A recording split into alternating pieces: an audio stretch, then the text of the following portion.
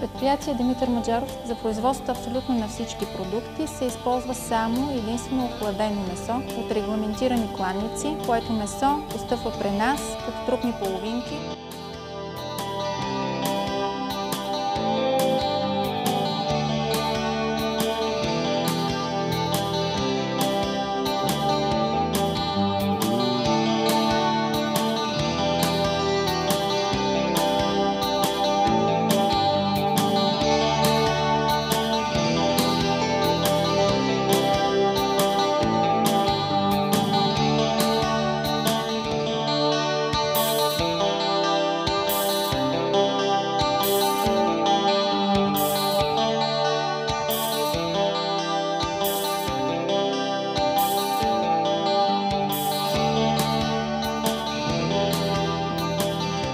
Предприятие Димитър Маджаров се произвеждат няколко групи местни продукти.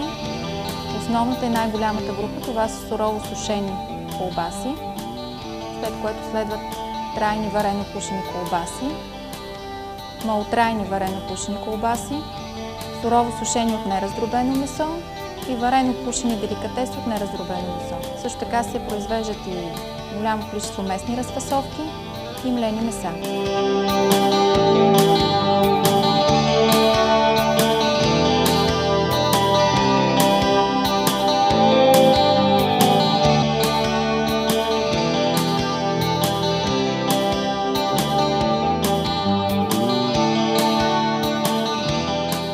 Преработвателно предприятие Димитър Маджаров се спазва висока хигиена на производство и има внедрени стандарти за качество и за управление на качеството, ISO 9001 и IFS версия 6, също така и HACCP система за управление на качеството.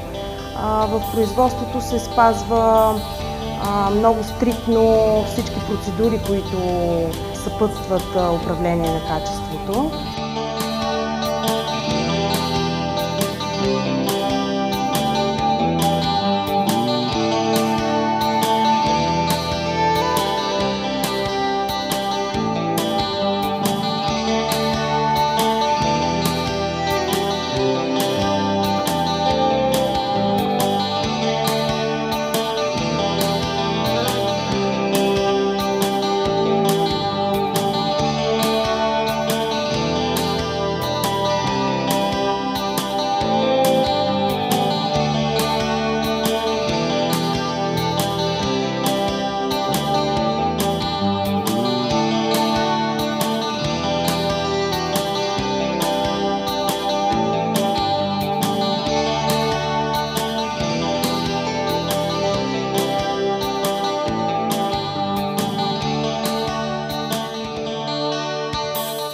Едното предприятие произвежда млечни продукти, а другото предприятие произвежда колбаси и производни местни продукти.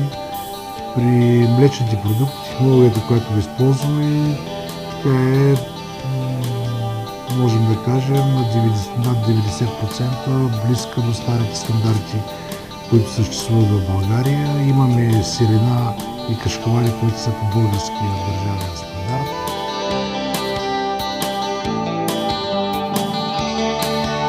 При приема на входяща суровина тя се окачествява от технолога, който е на съответния участък в наше присъствие.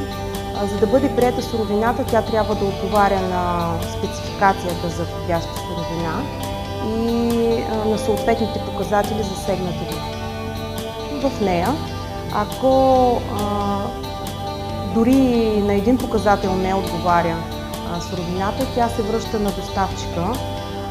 Това е една от процедурите по ИСО, която стриктно се спазва, за да гарантираме високо качество на суровината.